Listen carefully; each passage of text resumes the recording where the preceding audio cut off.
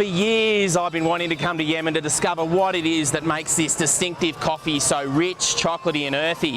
What I didn't realise was it lies in the history and culture of this beautiful capital city, Sana'a in Yemen. And just behind me is the old city, Sam City, apparently only 3,000 years old. Coffee has a long and rich history in Yemen, dating all the way back to the 11th century. Although many people believe Ethiopia is the birthplace of coffee, the Yemenis believe it was the Sadili Sufi who should be credited for spreading the cultivation and production of coffee throughout southern Arabia and subsequently the rest of the world. In 1606, at the port city of Ala Mocha, the first European traders discovered an already thriving coffee export industry. It was at this time that two important words were adopted into the coffee language: Arabica and Mocha. The Arabica plant species takes its name from Arabia, and Mocha, whilst its name has been somewhat hijacked through lack of regional protection, it was once synonymous for potent high-altitude coffee from Yemen's mountainous ranges. Yemen is full of intrigue for me, as it is a largely undiscovered and underutilised growing region in world markets. Whilst here, I hope to discover some of the true Mocha coffee and experience the ancient growing and production techniques. My coffee trail begins in the capital city of Sana'a, then making my way northwest to the town of Bawan in the Bani Mata region.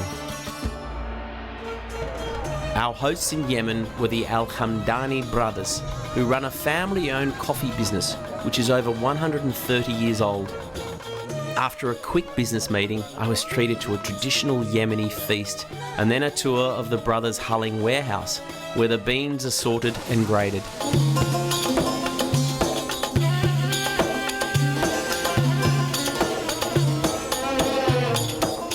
As you can see, they've got one of these densimetric or gravity sorters that separates the sizes. This one's a really low-grade chips and cracks and bits and pieces. This one is getting better and larger beans, and as you progress, the beans getting larger and more sorted because the lighter, defective beans sort of disappear early. It's a very good size, you know. It's in other countries would be easily a 16, 17 with minimal defects. Wow. So this is what they're taking out, which as you can see is smaller, broken beans. Yeah, this is what we have removed. You're removing this, yeah. So you end up with a larger, more consistent bean there. So that's the good stuff. To truly appreciate Yemeni coffee, one must absorb the culture. Our next stop is the Dar al-Hayar, or Rock Palace, located on the skirts of Sana'a. The topography just outside the city is so barren. It almost looks like another world, and I wonder how coffee is grown here at all. The Rock Palace is a 5-storey structure perched upon a prominent rock formation.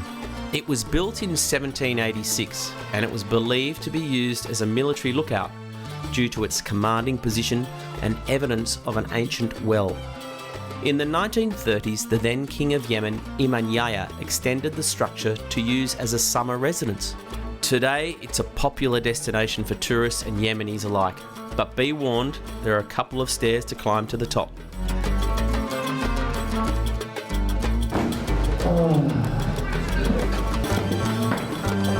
Geez, you wouldn't want to forget your car keys.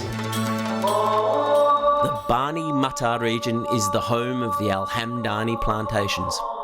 And after a couple of hours listening to the traditional music in the car, I really felt like a local.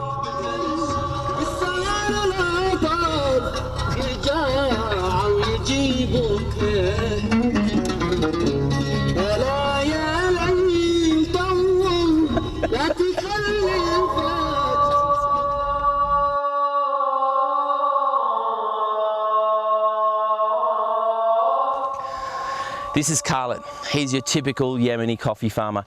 He's the one responsible for all this fantastic coffee.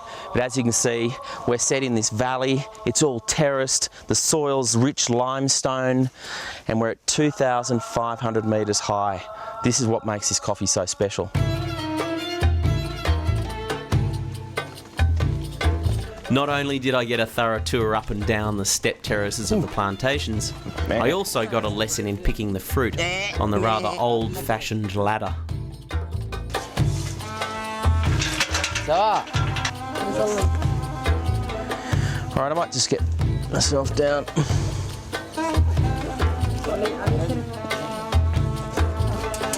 And then to close it.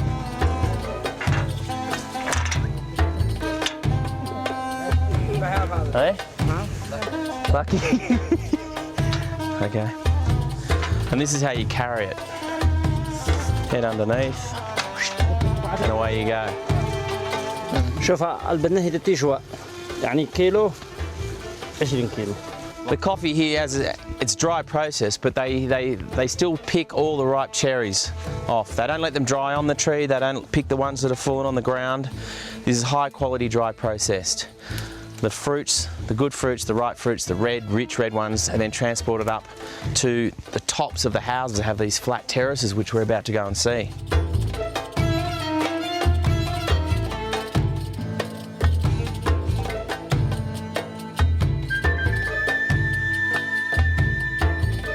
Here we are, we've climbed the top of the hill a bit further, and here are some buildings, classic Yemeni buildings.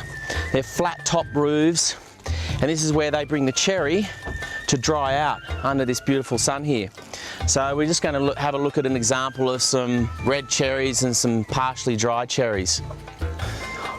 I know where I'd be setting up the barbecue. So this is what we do. Get them all spread out so the beans get the sun to dry, and this will take them a couple of weeks, about 14 days, to get this to a nice dry condition. The fruit goes sultanery, and then it's possible to hull it off. So we'll just throw out some drier stuff as well. Now here we've got some much. Yeah. Okay, so this is already all dried. So that becomes this. Yeah. So he's ready to, the collector's going to come and take this from him at a good price, and they then take it to Bawan and they hull it. They take the skin off. They drink the skin as well. Make a nice cup of kashir. Before we made our way to the city of Sana'a, I was treated to some singing from the local children.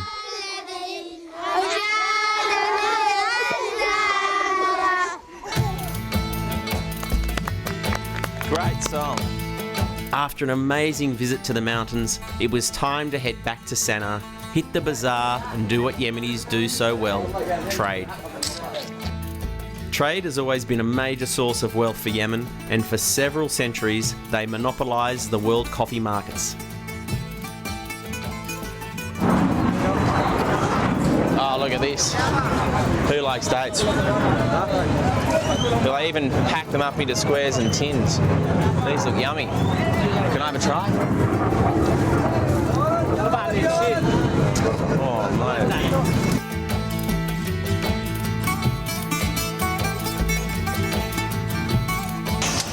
I've been looking for this camel that makes oil, and it's just in here, I believe. So let's make a step in.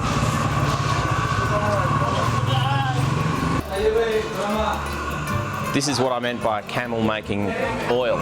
G'day, mate. He's crushing it basically by spinning around on that axis there, which is pressing the oil. So this is as old as a press I've ever seen. So they put mustard seeds in there, or they might put sesame seeds in there, and this beautiful thing just keeps walking around in circles, crushing it all, and by the end of the day, they've got themselves some litres of oil.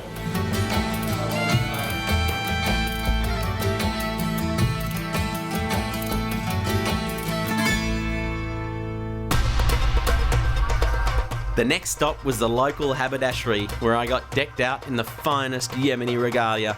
A true desert warrior, and even got the thumbs up from the locals. Right, gentlemen, thanks. See you at the next tribal meeting. Chokran. With a visit to any Yemeni cafe, you will discover that all coffee is accompanied by a shisha. The traditional flavoured tobacco is smoked through a hookah pipe.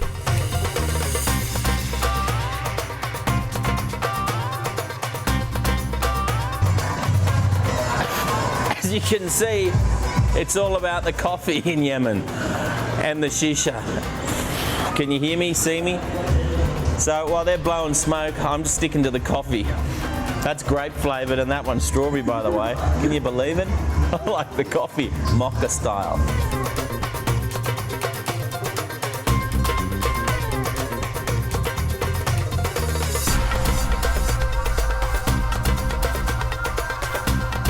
My visit to Yemen has been a unique and fascinating experience. One I'll always remember, with its ancient traditional customs and rich history, make it a place of great importance to all coffee lovers.